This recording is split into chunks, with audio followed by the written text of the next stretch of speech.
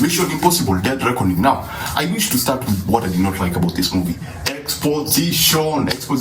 Now, when you go into this movie, you don't need to have seen all the other Mission Impossible movies. But, wow, they work really hard to explain to you everything that is happening.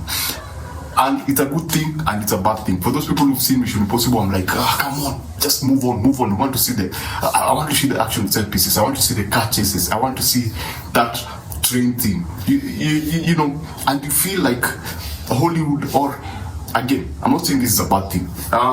In any movie, there's a formula, there's a pattern that movies use. And in certain franchises, like right now, Mission Impossible, you know those story beats, and you know when things are supposed to happen. Apart from, the only unique thing about this particular movie, Mission Impossible, is that they spend the first 27 minutes establishing the MacGuffin and the threat, and making sure that we understand the MacGuffin and we understand the threat. But after that, you can tell that we're going to have an action set piece at this point. People are going to talk. Then, okay, now we're going into a car chase.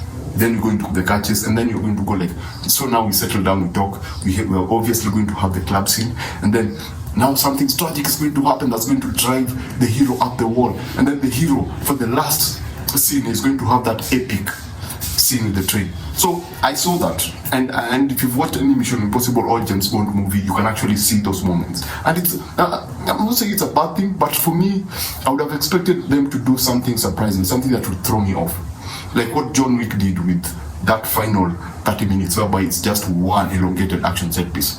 They don't do that thing of trying to establish something tragic for the hero to, feel, or something else to drive the hero. They didn't do anything special in terms of how they structured the movie. So as I've said, exposition, there are a lot of bubbles of dialogue. It's not boring dialogue, it will help you understand what's going on, but sometimes you're like, come on. You have those stares, you have a lot of those, and I'm like, it's okay. But those are the only few things that I had a problem with in this particular movie. Going into it, I was like, okay, you're going to have action, but I like what they were able to do with the editing and the pacing. It's a very long movie. It's 2 hours, 30 minutes. If you go into this, just remember that the movie does not feel long. One is because some scenes are edited really well. You have that thing of when you edit, you have something else. So you superimpose dialogue with something that's happening. So everything just feels like it's moving very fast. They also did another trick whereby the camera never feels like it's still. So when someone is moving this way, the camera is moving that way. So there's a lot of kinetic camera action going on. There's always movement. People are always moving. The camera is always moving. So it feels like you are always actively involved, despite the fact that it might be a boring scene. But the way it's shot and the way it's captured, it's pretty cool. Now, the other thing that worked is the car chases and the stunts, and obviously the crazy things that are done, especially the final action set piece with the train. That was pretty cool. That's the only thing that I did not expect, and I was like, okay, yeah, that is worth it. I am glad that some of it was not put in the trailers. For the car chase scenes, Mission Impossible 5 still has one of the best car chases, where they roll a BMW. The one Tom Cruise almost drowns. That for me was my favorite catches in all these movies, because they did something, and I don't know how they shot it, because in this movie they also tried to do the same thing whereby they mount the camera on the cars, so you have that first person view of whatever is happening in the car or outside the car, and the action set pieces feel intense, but they don't feel unique, they don't feel different, they don't feel like there's just something lacking. With 5, they had that thing of killing the soundtrack, and then you would hear all the nitty-gritty of the cars happening, the brakes, the changing the gears, and when something happened to the glasses, you would hear what the glasses happening, and then you'd have quiet moments before something impactful happened.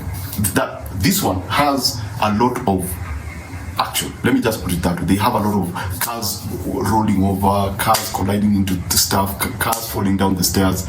There's a scene that will remind you of Fast X, a particular scene with where the bomb goes down. I think they shot it, I think it's the same exact location, the same exact scenario, where a car has to go down those stairs in Rome. But anyway, Tom Cruise is awesome. The Grace, the new character, is pretty cool. Captain America, I think she was pretty cool in this movie. She was believable, she was vulnerable, she was strangely someone that I could actually follow and buy into.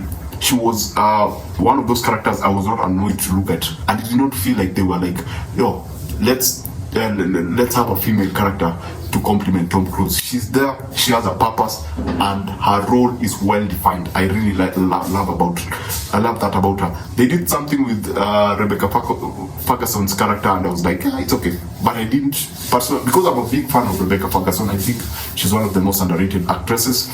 And seeing what happened to her in this movie, I was like, I wonder, is it that she did not want to be in any more Mission Impossible movies? But I just did not like what they did with her.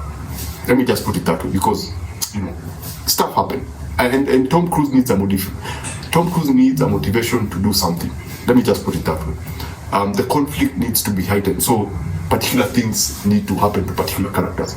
I personally don't agree with that, but it was needed for the film. The villain was pretty awesome. The antagonist, not the entity, the antagonist was pretty cool. I think it's one of those characters who is bigger than Tom Cruise. Tom Cruise was able to outwit him because of one or two things. And you go like, okay, now this is the kind of villain that I would want for Tom Cruise. He's a ghost from the past. Let me just put it that way. I don't want to spoil it for people. This is what we needed for Ethan Hunt. Something that is actually a threat, something that makes him uncomfortable. Not from a global perspective, but from a very personal perspective. Yeah, so that's Mission Impossible Dead Reckoning. The other thing is the cinematography. I so happened to have watched like all the Mission Impossible movies before I went into this, and I noticed that this one had a lot of similarities with the first film. The train at the end, the Dutch angles. There's a lot of Dutch angles. There's a lot of close shots of individuals, but then they're shot from below, so you have them like fill the frame in a way. So it kind of felt like the first movie in a way, and that last train scene is pretty awesome.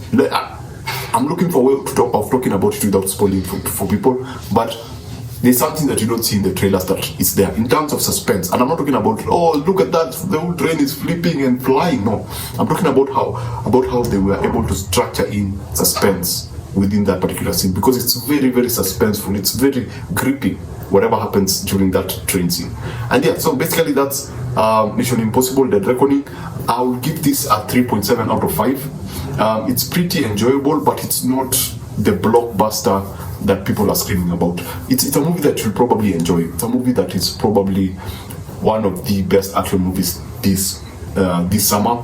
But if you were to ask me in terms of just action, pure action movies, John Wick and Extraction would be slightly above this one, because this will be more of spy espionage,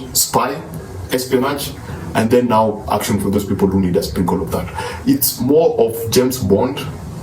It's more of a better, well done James Bond movie. And we get Tom Cruise run like 3 times in this particular movie. So yeah, that was pretty cool. Tom Cruise is awesome. This is Tom Cruise doing what Tom Cruise does best, and you can see his commitment. And you can see the commitment of all the rest of the filmmakers in this particular movie, especially the editors and the sound design people.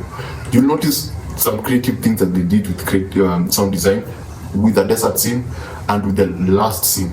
That sound design was pretty. It was perfect. So the whole team in this particular movie did a fantastic job. And if you love James Bond, if you love spy espionage action, this is definitely for you. So yeah, thanks for watching. Remember to watch what you enjoy and enjoy what you watch. And I'll see you on the next one. Subscribe, like, comment. If you've seen this movie, 2 things that you liked about the movie that are not in the previous Mission Impossible movies. So yeah, that's basically it. See you on the next one.